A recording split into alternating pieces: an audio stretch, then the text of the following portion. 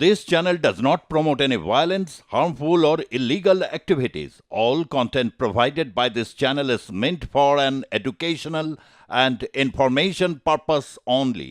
পাকিস্তানে খুন লস্করের আবু কাতাল এবং কাশ্মীরের বহু হামলার মূল চক্রী এই আবু কাতাল, এমনটাই জানা যাচ্ছে। 26 সকারের মূল চক্রী হাফিজ সঈদের ঘনিষ্ঠ শনিবার রাতে গুলি করে খুন করা হয়েছে তাকে। তদন্তকারী সংস্থাগুলির খাতায় মোস্ট ওয়ান্টেড তালিকায় প্রথম সারিতেই ছিল তার নাম। জম্মু কাশ্মীরে বহু সন্ত্রাসবাদী হামলার নেপথ্যে ছিলেন এই কাতাল। কাতালকে কারা খুন করলো এখনো স্পষ্ট নয়। একাধিক নাম নিয়ে ঘুরতেন এই কাতাল। ফয়সাল নাদিম কাতাল সিন্ধি নামে পরিচিত ছিল সে।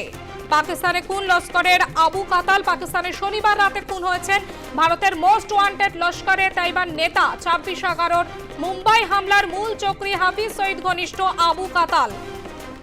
পাকিস্তান সেনার কড়া নিরাপত্তার ঘেরাটোপে থাকতেন লস্করের এই জঙ্গি নেতা। বেশ কয়েকটি সংবাদ মাধ্যম সূত্রে যেমনটা খবর যে হাফিজ সঈদের জঙ্গি নেতাকে চিফ অপারেশনাল কমান্ডারের দায়িত্ব দিয়েছিলেন এবং মূলত জম্মু কাশ্মীরে জঙ্গি হামলা চালানো, বেছে বেছে তরুণ এবং যুবকদের জঙ্গি দলের নিয়োগ, এমনকি ভারতে জঙ্গি অনুপ্রবেশে মদত দেওয়া ছিল কাতালের মূল দায়িত্ব। পাকিস্তানের শনিবার রাতে খুন হয়েছে লস্করের আবু কাতাল। কাশ্মীরে বহু হামলার মূল চক্রী এই কাতাল।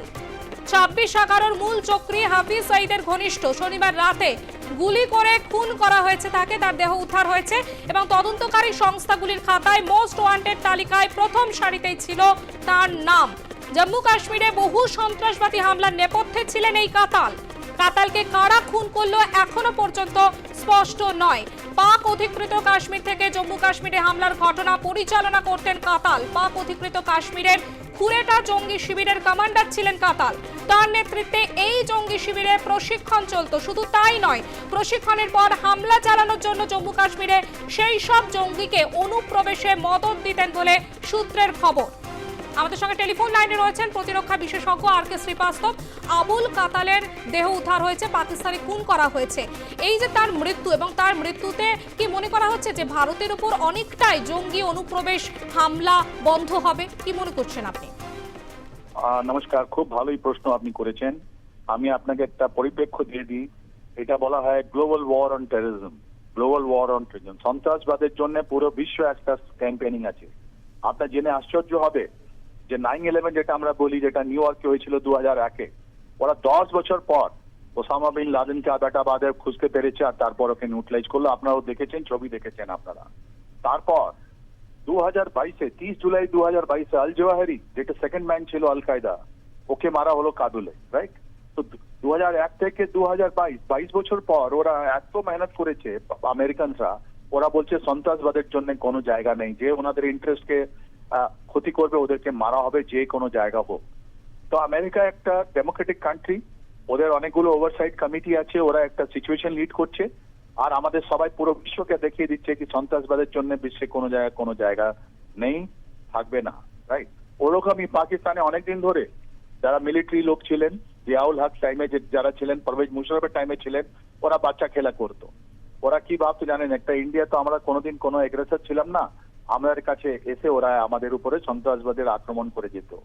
1993 থেকে বাবরি মসজিদের, জানেন এটা, এরপর ঘটনার পর মুম্বাইকে খুব সিস্টেম্যাটিক ঢঙ্গে ওরা টার্গেট করেছে। 93 থেকে 2011 পর্যন্ত আপনারা দেখেন, কাসাব পর্যন্ত ওরা এসছে, রাইট? আমরাও কিন্তু শান্ত বসিনি। আপনি বালাকোটে দেখলেন, যারা করলো বালাকোটে ওরা দেওয়া হলো, পাঠানকোটে যারা করলো ওদের দেওয়া হলো। যারা কি নাম, যিনি আমাদের কিডন্যাপ করে নিয়ে এসেছিলেন আমাদের নেভি পার্সনকে ইরান থেকে আপনার কি নাম পাকিস্তানে, ওকে ট্রায়াল করার জন্য, আমাকে এমব্রেস করার জন্য, আমাদের কে করার জন্য, ওনাকেও শাস্তি দেওয়া হলো। আর এই শাস্তিটা কে দিচ্ছে, কিরকম দিচ্ছে, এটা আমরা বলি গ্রে এরিয়া আর ডিপ স্টেট। এই ডিপ স্টেট কে হতে পারে? আমরা ইন্ডিয়া তো কোনোদিন কোনো রাষ্ট্রে কোনো এতে আমরা ঢুকোই না, কোনো এতে আমরা করার কোনো ওরকম আমাদের নেই, পলিসি নেই। কিন্তু একটা মেসেজ পাঠানো হচ্ছে কি তোমরা যদি না মানো, তোমাদের মধ্যেই যে ইন্টারডিকশন আছে, ফল্ট লাইন আছে, ওরা এক এক করে লোককে আজকে না হলে কালকে না হলে পরশুদিন এই হবে যে আজকে হয়েছে। আপনি অল্প কিছুদিন আরো ওয়েট করুন। এই তাবাসসুর রানা, যিনি এখন আমেরিকায়, উনি পালিয়ে গেছিলেন 2000 আমাদের মুম্বাই ব্লাস্টের পর, যিনি মাস্টারমাইন্ড ছিলেন, অনেক চেষ্টা করলেন। ইনি and Headley, James Coleman Headley, ওটা পাকিস্তানি নাম চেঞ্জ করে হেডলি বানিয়েছে মার নামের উপরে। তো এই দুজনকেও তো আনতে হবে। যেরকম কাসাবকে আমরা ফাঁসি দিচ্ছি, ওরকমই আমাদের জুডিশিয়াল প্রসেস একটা আমাদেরকে একটা নিশ্চয়তা করবে।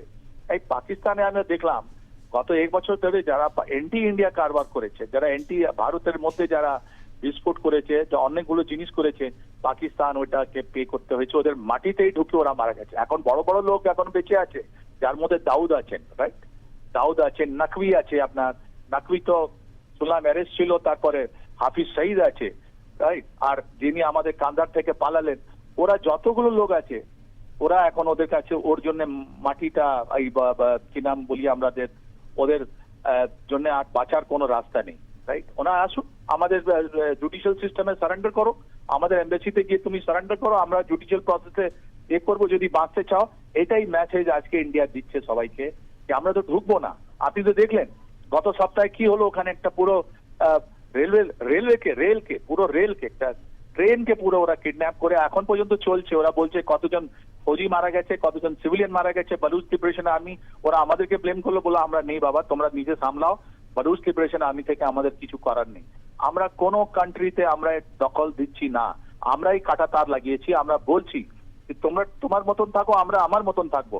এই সেম কথা বাংলাদেশেও আমি বলে দিচ্ছি এই কাছাকাছি এনে, যে বাংলাদেশকেও এটা একটা মেসেজ দেওয়া হচ্ছে কি যদি কোনো জিনিস হয় তাহলে ডক্টর ইউনূস মনে রাখবেন এটা চেঞ্জ ইন্ডিয়া আছে, এই চেঞ্জ ইন্ডিয়া আপনাকে ছাড়বে না। যে কোনো লোক হোক, জামাত হোক, হেফাজত ইসলাম হোক, যে কোনো হোক, হিজবুত তাহির হোক, যে কোনো কি নাম আপনার জেএমবি হোক, রাইট, AQIS হোক, যে কোনো লোক হোক, ওখানে সন্ত্রাসবাদের জন্য যদি আমাদের ভারতের মাটিতে বাংলার মাটিতে যদি আসে, ওরা কোনো একদম বাংলা কলকাতা দখল করার জন্য যদি ওরা চিন্তা করে থাকে, তাহলে ওদের জন্য একটা ওয়ার্নিং আছে, এটা পাকিস্তান থেকে বেরোচ্ছে। ওরা তো ISI আনলো, মানুষ তো ISI কে আনলেন, পাকিস্তানকে আনলেন, তার সঙ্গে সঙ্গে এইসব গুলো আনা উচিত ওনার দেখা উচিত যে পাকিস্তানের মাটিতে যেভাবে যারা এন্টি ইন্ডিয়া কাজ করেছে, যারা মারা গেছে, ওই দিন দূর নয় যে বাংলাদেশ মাটি থেকে যদি এরকম কোনো আরো জিনিস হয় ওদের ওই সেম গতি হবে।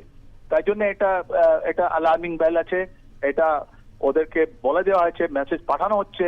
পুরো বিশ্ব এটা গ্লোবাল ওয়ার অন টেররিজম আছে, আমরা একলা নয়, সব পুরো বিশ্ব আমাদের সঙ্গে আছে। আর এটা তো বুঝতে হবে সবাইকে। আর এই মেসেজ আছে ওখান থেকে আজকে যেটা বডি রিকভার হয়েছে।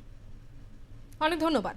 আমরা কথা বলছিলাম প্রতিরক্ষা বিশেষজ্ঞ আর কে শ্রীবাস্তবের সঙ্গে। যে খবরে নজর রেখেছি, পাকিস্তানে খুন লস্করি তৈবার আবু কাতাল, কাশ্মীরে বহু হামলার মূল চক্রী ছিল সে। 26 আকারের মূল চক্রী হাফিজ সঈদের ঘনিষ্ঠ, শনিবার রাতে গুলি করে খুন করা হয়েছে। তদন্তকারী সংস্থাগুলির খাতায় মোস্ট ওয়ান্টেড তালিকায় প্রথম সারিতেই ছিল তার নাম। জম্মু কাশ্মীরের বহু সন্ত্রাসবাদী হামলার নেপথ্যে ছিলেন এই কাতাল।